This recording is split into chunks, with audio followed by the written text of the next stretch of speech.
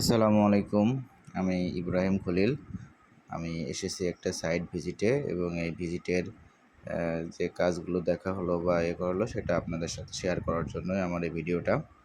এটা হচ্ছে ৪ তলা বিল্ডিংয়ের ২ তলার গাঁথনির কাজ চলছে বা যেটাতে আমরা ফার্স্ট ফ্লোর বলে থাকি। ফার্স্ট ফ্লোরে গাঁথনির কাজ চলছে।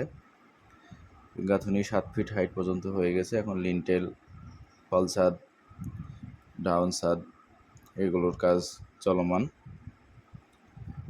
তো আমরা অবশ্যই খেয়াল করব যে গাঁথনি যেন একটু লেভেলে থাকে বা সলে থাকে। অনেক সময় লোকাল মিস্ত্রিগুলো ওলন তো ব্যবহার করেই না, গাঁথনিতে সুতাও ধরতে চায় না, কয় আমাদের চোখের আন্দাজে সব কিছু। তাদের গাঁথনির কোয়ালিটি খুবই খারাপ, ভুলভাল হয়ে যায়।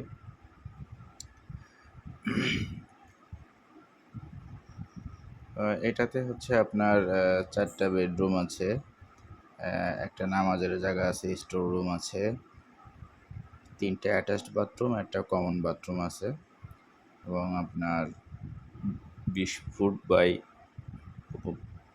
12 ফুটের মতো একটা ডাইনিং ড্রয়িং আছে। তো এখানে সবচেয়ে বড় যে বিষয় সেটা হচ্ছে দেখেন যে রুমের দরজাগুলো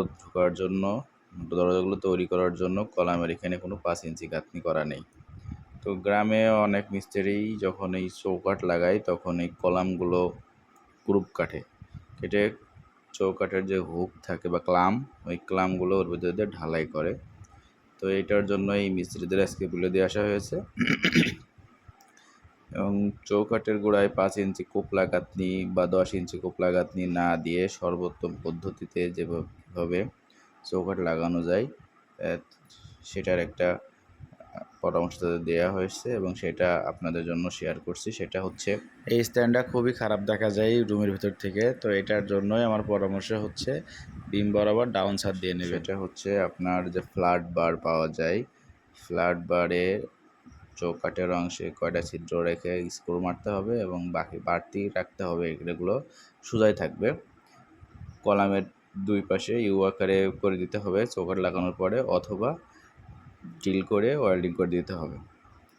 তাহলে আপনার ওই জায়গায় বাড়তি করে 5 ইঞ্চি বা 10 ইঞ্চি কোপলা গাঁথনি দেওয়া লাগবে না এবং কলাম গ্রুপ কাটা লাগবে না। এখানে এই বিল্ডিংয়ের জানলাগুলো সবই বক্স জানলা। গাঁথনি মোটামুটি খারাপ হয়নি, তারপরেও ফিনিশিং কিছু দুর্বল আছে।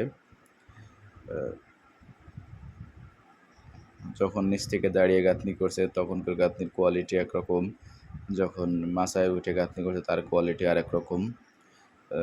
এটা হচ্ছে আমাদের লোকাল মিস্ত্রির সমস্যা যে এরা খুব একটা ড্যাম কেয়ার এবং এরা মালিকদের ভালোভাবেই কনভিন্স করে, যার কারণে এই যে ত্রুটিপূর্ণ গাঁথনিগুলো আসলে ভাঙার মতো পরিবেশও এখন নাই। আর যেহেতু এগুলো প্লাস্টার হবে সেগুলো এখন এগুলো কিছুই বলার নেই তাদেরকে আর।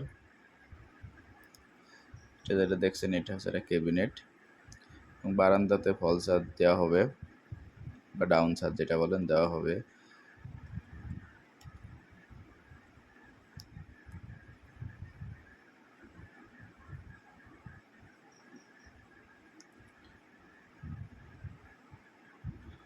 গাঁথনিগুলো মোটামুটি ভালোই করেছে, তবে বিশেষ করে যে কোণার যে কোরগুলো থাকে এই কোরগুলো অবশ্যই মাটাম বা সলে রাখতে হবে, কারণ এই কোরগুলোই ভালো দেখা যায়, করেই চৌকাঠ লাগানো হয়। আর একটা জিনিস সেটা হচ্ছে যে 5 ইঞ্চি ওয়ালে আমরা এদিকে বা ঝিনেদায় বা মফস্বল এলাকায় দেখে থাকি যে চৌকাঠ বানায় 3.5 2.5, যার কারণে কোনো পাশেই ফ্ল্যাশ রাখতে পারে না মিস্ত্রি, যার কারণে অনেক সময় প্লাস্টার চৌকাঠের উপরে উঠে যায়। তো আপনাদের এইটার সুবিধার্থে আমি আপনাকে বলবো যে যদি 5 ইঞ্চি ওয়াল হয় সেক্ষেত্রে আপনারা মিনিমাম 5.5 অথবা 6 ইঞ্চি চৌকাঠ বানাবেন। যদি 5.5 বা 6 ইঞ্চি চৌকাঠ বানান তাহলে যে কোনো এক পাশ ফ্ল্যাশ করতে পারবে এবং সেই পাশটা হচ্ছে সদর পাশ। সদর পাশে যদি আপনার প্লাস্টার ফ্ল্যাশ করে চৌকাঠ লাগায় তাহলে চৌকাঠের উপরে প্লাস্টার উঠবে না। ভিতর পাশে পোপলা থাকলে সমস্যা নেই। তবে সবচেয়ে বেশি ভালো হয় 6.5 ইঞ্চি চৌকাঠ বানাইলে। আপনার 5 ইঞ্চি গাঁথনি 6.5 ইঞ্চি চৌকাঠ বানাইলে দুই পাশে আপনার প্রায়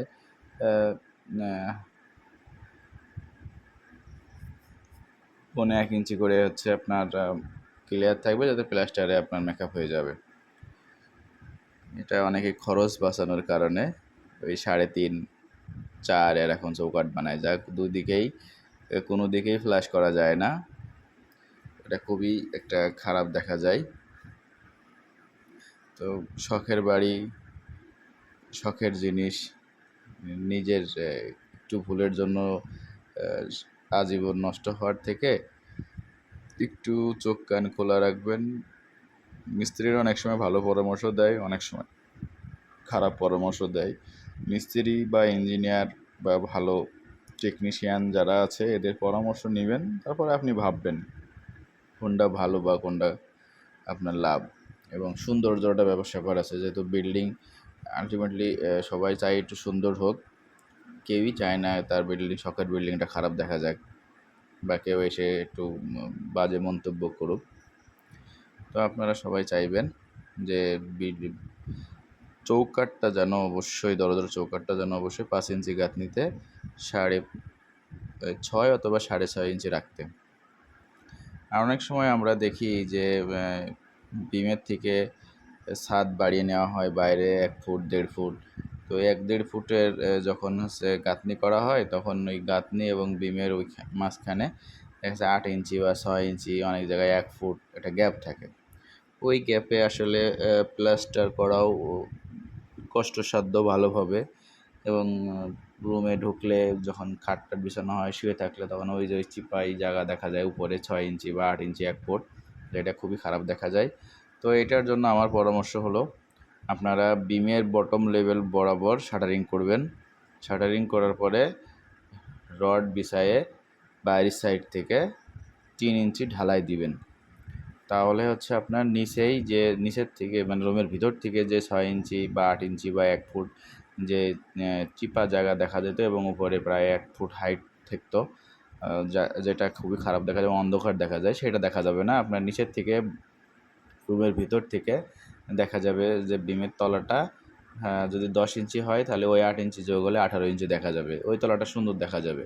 এবং আপনি ওখানে লাইটিংও করতে পারবেন সিলিংয়ে, যার জন্য আপনার রুমের সৌন্দর্য নষ্ট হবে না এবং খরচ আহামরি খুব একটা বেশি হবে না। কিন্তু এটা তো আপনার লাইফ টাইমের একটা ব্যাপার স্যাপার, কারণ আমরা বিল্ডিংয়ের হিসাব ধরা হয় 100 বছর, কিন্তু 100 বছর আসলে যাওয়া খুব টাফ। তো মিনিমাম 50 বছর বা 60 বছর 40 বছর বিল্ডিংয়ের কোয়ালিটির উপরে নির্ভর করে যায়। তো সেটা যদি আপনি প্রথমে অবস্থায় আপনার কিছু টাকা খরচ করে যদি সৌন্দর্য করা যায়, তাহলে আপনি কেন করবেন না।